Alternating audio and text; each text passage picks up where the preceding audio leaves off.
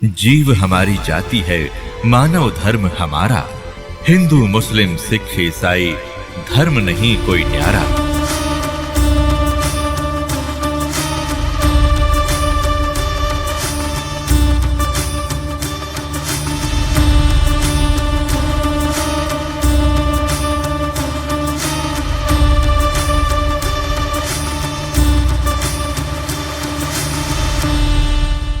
कई कहते हैं कि गुरु जो है ब्रह्मचारी होना चाहिए,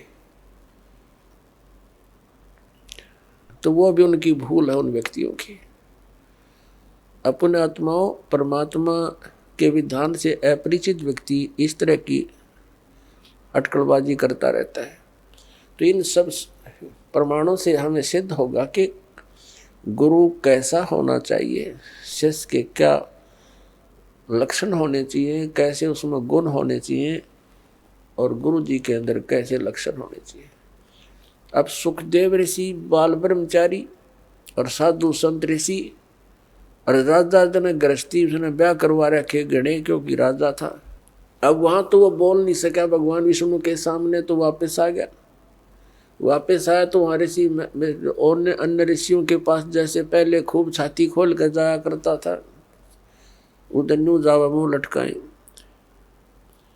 उन्होंने पूछा, ऋषि जी आपको क्या ऐसी क्या घटना घट गई, बहुत दुखी से नजर आते हो। तो उसने सारी कहानी बता दी कि मैं विष्णु जी के लोक में गया था और भगवान ने मुझे वहाँ रहने नहीं दिया।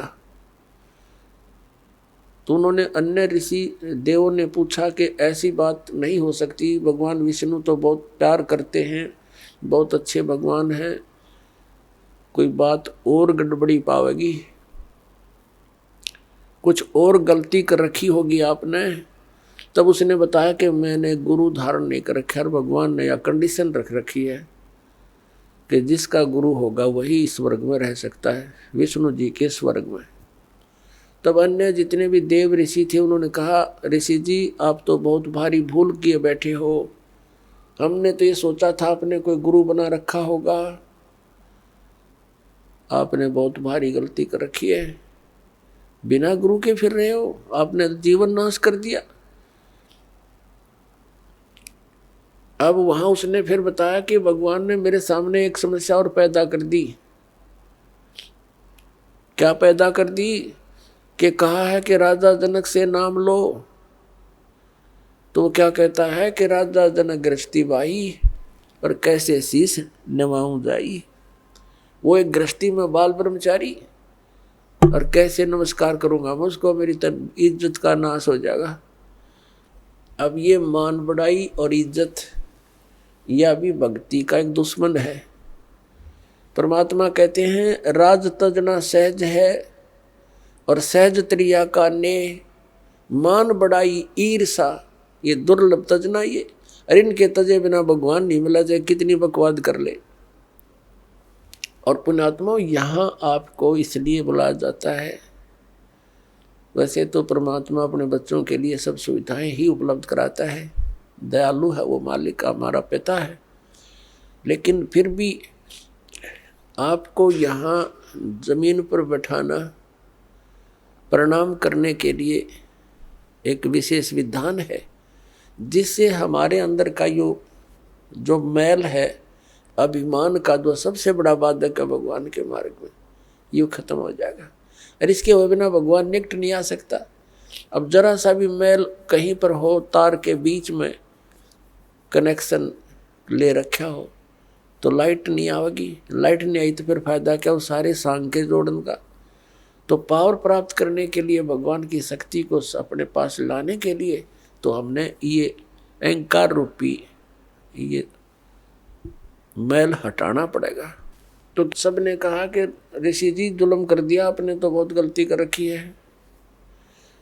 एक आधा हुआ कर मुँह ठड सा वो कहने लगा, भक्ति ना कर, गुरु ना बनावेगा ना गधा बनेगा अगले जन्म में। अब उसने जब यह बात सुनी, क्योंकि पुण्यकर्मी प्राणी तो होते ही हैं ये, लेकिन अज्ञान के कारण ये अपने अपनी अटकल मारते रहते हैं। जब इनको ज्ञान होता है तो तुरंत त्याग देते हैं उन बकवादों को। एकदम उसके झटका लगा, उसको अपना पिछले जन्मों की काफी, वह कहते हैं ना, बैकग्राउंड देखी, पिछले जन्मों के अपने दुख उसके सामने घूमने लगे। उसको क्या हुआ कि जैसे उसको याद आया, उसकी दिव्य दृष्टि वो चालू होगी अंदर की, जितनी उसकी रेंज थी।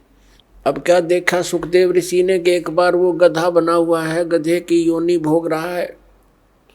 कुम्हार ने उसके ऊपर अच्छा बोरे में खूब नीचे से पक्की कच्ची ईंटें डालता है और ले जाता पजावे पर। पजावा होता है जहाँ पर ये कुम्हार लोग ईंटें पकाया करते थे। उसमें क्या होता है कि जैसे भट्ठा शुरू किया लगाना, उसमें जो भी ईंधन डाला जाता उसकी राख बन जाती है। अगले सीजन में उस राख के ऊपर ही वो दोबारा लगा देता है, क्योंकि उस राख को कहाँ डाल के आए और स्थान नहीं। नेक्स्ट सीजन में फिर उसके ऊपर ही लगा देता, वह राख नीचे बनते बनते एक बहुत बड़ा वो पहाड़ नुमा हो जाता है। फिर उसके ऊपर लगाना शुरू कर देता है। तो उसके ऊपर गधे से नीचे से कच्ची ईंटें ले जाता है ऐसे ऐसे, और वहाँ कच्ची ईंटें उतार देता है। वो उसके थैले से कमर पर लाद रखा होता है और वहाँ तुरंत पक्की ईंटें भर देता है और फिर मार कर लठ नीचे चलता कर देता है। यानी नीचे से भी लद्या जा, ऊपर से भी लद्या आवे। कहते हैं मैं अंधा हो गया, 2-3 वर्ष ऐसे कठिन काम भी लिया मेरे से, मेरे मालिक ने। अंधा हो गया तो मुझे त्याग दिया, जंगल में छोड़ दिया।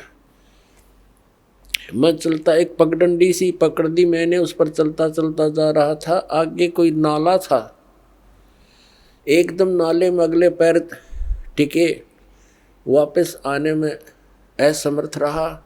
आगे जाने की मैं भलाई समझी, छलांग लगाई। वो ऐसा नाला था कि मैं फिट हो गया उसमें। आगे मुंह टिक गया, पीछे तो पीठ हट गई, पैर लटक गए।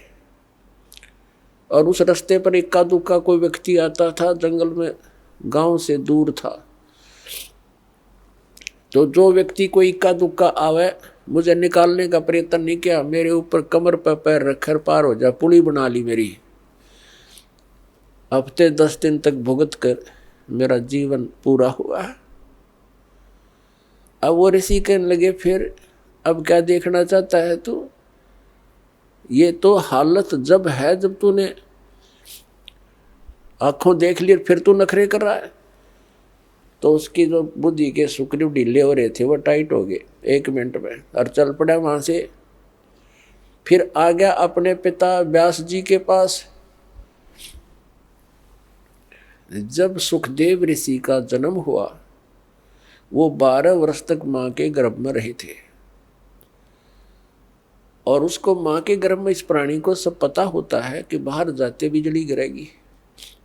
एकदम क्या होता है मां के गर्भ में, तो इन ब्रह्मा विष्णु महेश, इनमें एक गुण है। ब्रह्मा जी रजगुणी है, रजोगुण है इसके अंदर, और विष्णु जी सतोगुण है, और शंकर जी तमोगुण है। तो इनके गुणों का प्रभाव बाहर आते ही बच्चे पर एकदम असर कर जाता है। इनके बस की, फिर एकदम अचेत हो जाता है, भूल जाता है, कुछ भी याद नहीं रहता, सुन्न हो जाता है।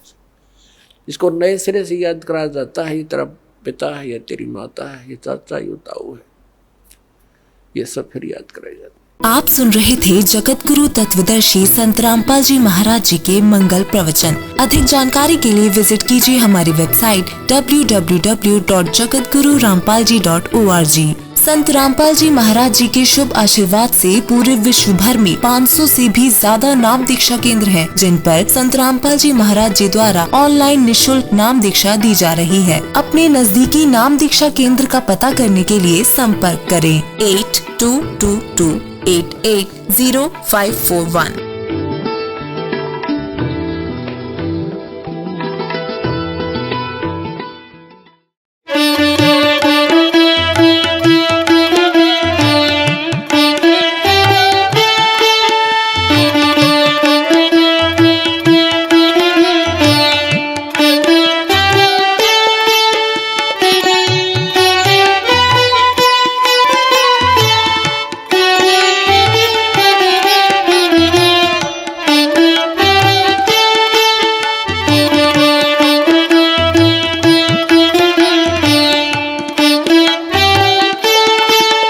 है।